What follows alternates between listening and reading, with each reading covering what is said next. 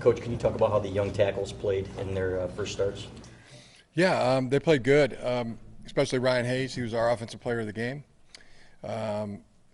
He graded out right there with Ben Bredesen and Caesar and Michael Wainu, which I thought was really impressive.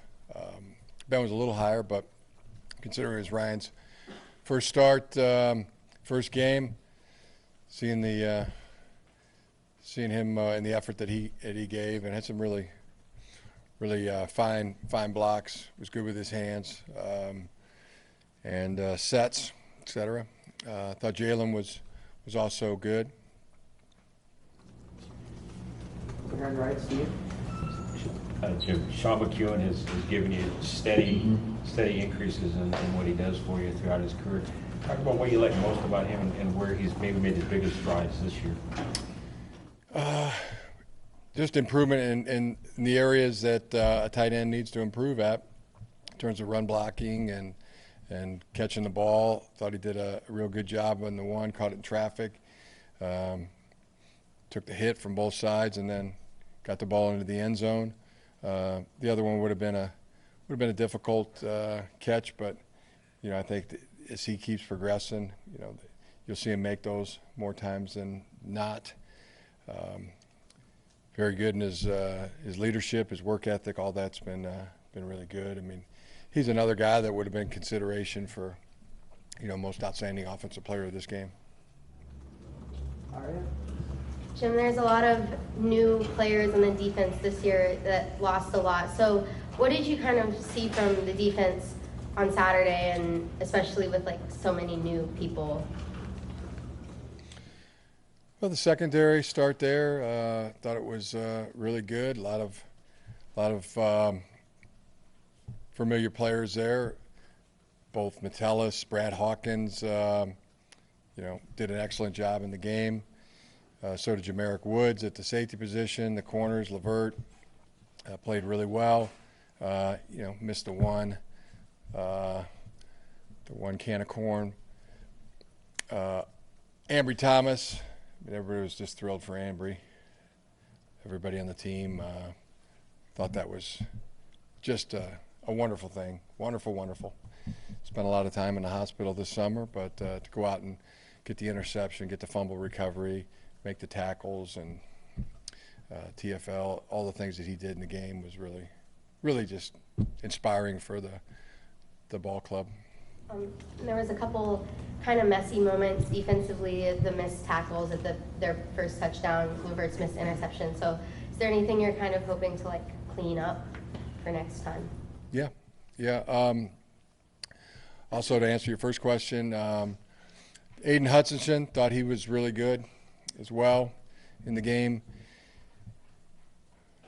It doesn't seem like it was his first start, but it might have been his first start. Played a lot as a true freshman, but I think it was his first start. And Kwity Paye was also good. Carlo Kemp, as we had been seeing it, played really good football. Jordan Glasgow was a standout in the game defensively. He's been a special team standout all along, but he probably would have been runner-up for Defensive Player of the Game. Aiden considered as well. Thought Josh Ross played extremely well. So overall, as a defense, thought we played good football. On the left, Orion. Do you have an update on the guys who are out? Donovan Jeter, John Runyon, and Donovan Peoples-Jones. All three have a chance to play this week.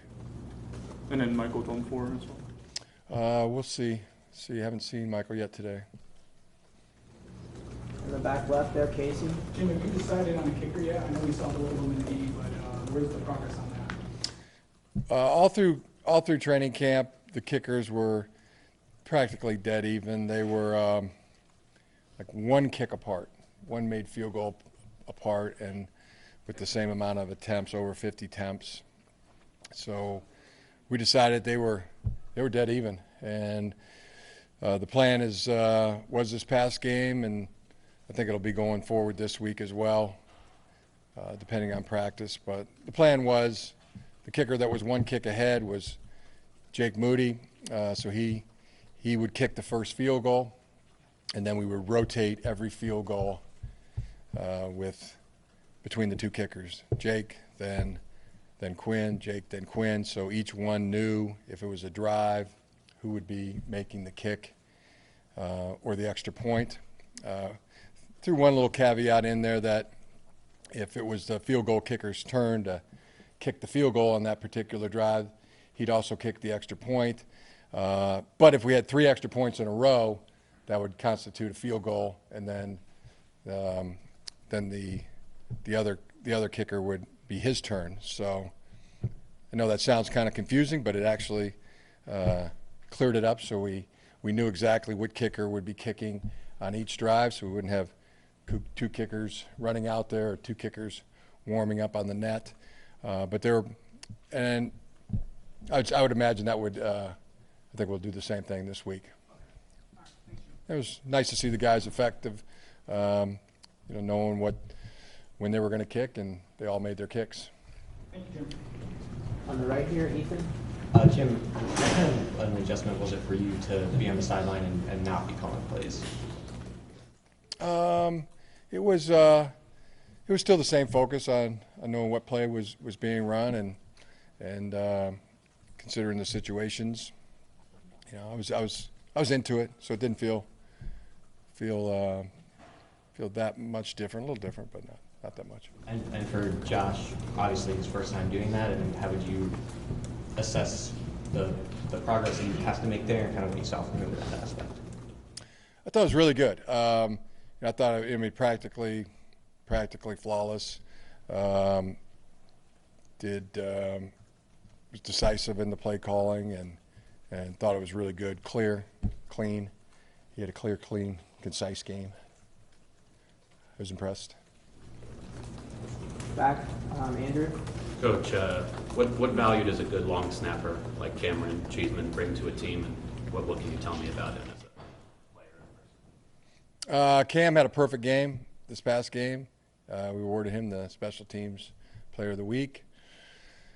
And he's just consistently good. He's also the bigger body, which you like in the pro punt formations and for field goal. So he was perfect in protection and in accuracy, and snapped them back there good and firm. The value of that is high. As a guy, great guy. Great guy. We all love Cam Cheeseman. Thanks. In the middle here, Austin.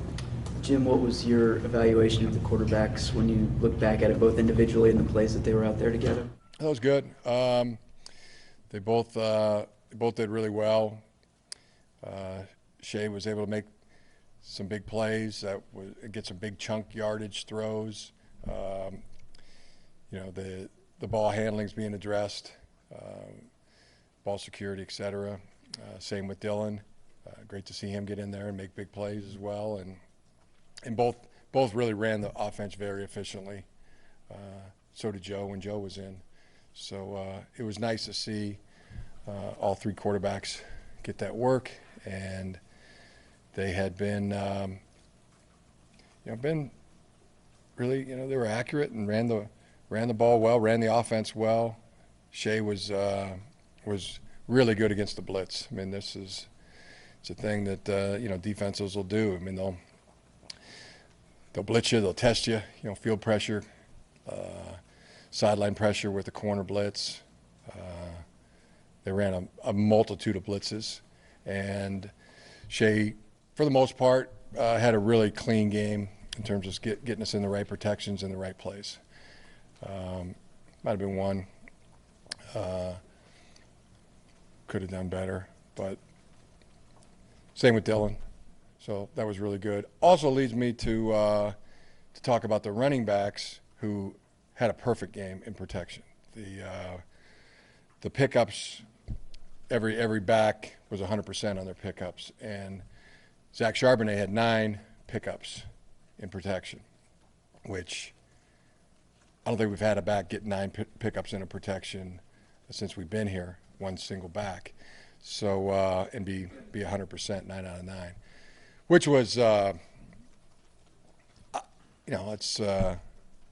that's it's like, wow, that's really good. There were some sophisticated protections going on. I mean, there were some changes of the protection at the line of scrimmage. There were some protections changed right before the ball was snapped by the quarterback or the center, and it was just easy for him. It was he just handled it. Not even a misstep, you know. So it's rare. That's rare. I mean, I've been around pro backs that don't understand the protections as well as the freshman back did in this game. So that was a real positive. Also, True, Christian, Ben Van Summeren had some nice pickups as well. But as a group, they were perfect in the pass protection, which is really bodes well for us. On the right here, John. Coach, what are you seeing leadership-wise out of the guys that were chosen as captains for this team? Really good. I mean, they're those 5 guys that the players voted. I mean, they're the guys. You know, there's some others too that are very good leaders, but you know, to a man, Kalik Hudson, you know, is arguably the leader of the team. Ben Bredesen, arguably the leader of the team. Same with Carlo Kemp. Same with Shea Patterson. Same with Josh Metellus. You know, all 5 of those guys are really looked up to on the team. When they talk, you know, people listen, and they're followed, and they set a great example. Who's next to him, Chris? Coach, who was your defensive player of the game? Ambry Thomas. Okay. And then can you talk about how Vincent Gray played in his first taste of action? He played really well. He was another one that was, I'd say, in the top 6 for defensive player of the game. Had the 4 tackles, tackle for loss, was good in coverage. Played really well. Right here, Ashley. You talked about Charbonnet and those pickups. What goes into a freshman who comes in his first career college game being able to master something like that so quickly in his first game? What did you see from him since spring, I guess? I mean, what I talked about, I mean, I got to give Jay Harbaugh credit there, the running back coach, to get it taught to all the backs. And there was 5 or 6 that played in the game. So, and to all be good and all be perfect was great. It's just that it's eye-catching with Zack Charbonnet because it just looks like it comes easy to him. It's like, you know, difficult math equations that guys, they just get it, you know, and so it catches your attention. As far as running the ball, I thought it was really good too. I mean, when he decides to hit a hole, you know, he hits it, he's through it and out the other end, catches the ball really well as well, and so it's great to see. Christian Turner had some really good runs too. Talked about it after the game. The one he made on the boundary, watching it on film, that was outstanding. I mean, there's very few guys that can keep their feet and not go out of bounds in that type of situation with that much momentum going sideways, and then to make the right turn and go up the boundary and get the first down, and the extra effort run was really good as well. And the backs were all perfect too in the ball security, no fumbles or errors, no going the wrong way. It was a really good group in this game. Isaiah? What was your assessment of Giles Jackson as his first game as a returner? Really good. The thing I talked to him about was just, squeeze the ball, squeeze it, ball security conscious the whole way, and he did that and more. So that was impressive. Was happy with Giles. So he's doing the kick returns and got in a little bit at receiver, and he'll roll or grow. more as you see him succeeding at the role we've given him. Back left, Brandon. With Ryan Hayes doing such a good job, what's the thought process once John Runyon comes back? That's a good question. That's something that we'll address. I mean, John's arguably our best lineman, you know, if not our best, arguably our second, arguably our third, you know, with Caesar and Ben, and then Mike as well. So we'll see, though. I mean, really impressed with Ryan. I mean, that's it's a meritocracy all the way. So is there ability to, you know, compete at the other tackle spot? Sure. You know, does that open up options if he's, you know, he's come this far, he's playing this well. You know, that bodes well for the team. Time for a couple more questions. We'll start over here on the right. Jim, you talked about the O-line a couple times. What can you learn about that unit when you're missing both starting tackles? Well, John Runyon was the only starting tackle that was missing in the game. And we learned Ryan Hayes is pretty darn good. So, as we addressed in the previous question, so that's a good thing. Back left there, Corey. Tariq Black played pretty good this week. How do you feel with him mixing in with DPJ coming back this week with the receiving corps? Feel good about it. Same, I'd probably answer that question the same as the previous one about the tackles. I mean, that's a really good thing. Good problems to have, as some people say. Also, good to see Cornelius Johnson get in and play and make some good catches and some tough catches. He needs to improve the assignments a little bit.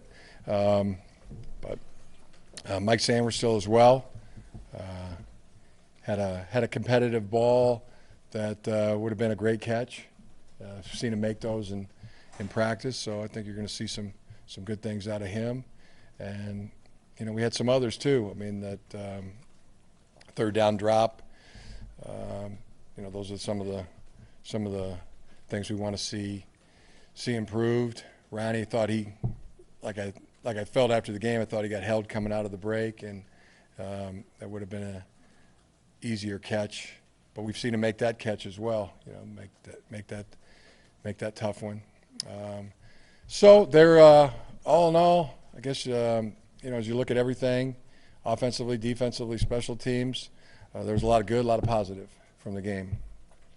Two questions, you know, we're asking ourselves is, when we were playing really good, and the good positive things we did, is that going to be good enough to beat the teams that we have to beat on our schedule?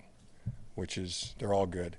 And then B, you know, the things that we need to improve on, the things that where we didn't play as well, or we didn't make the play when it was a tough play to make, or you know, those instances, is that good enough to beat the teams on our schedule?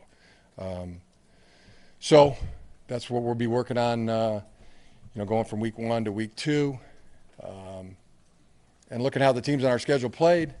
Week 1, you know, we got to be in a sprint mode. We got to be in make all the improvement that we can, and including for this ball game. Army's their top 25 team, and I think there's 6 more after that. So, and they all played really well. Wisconsin played extremely well.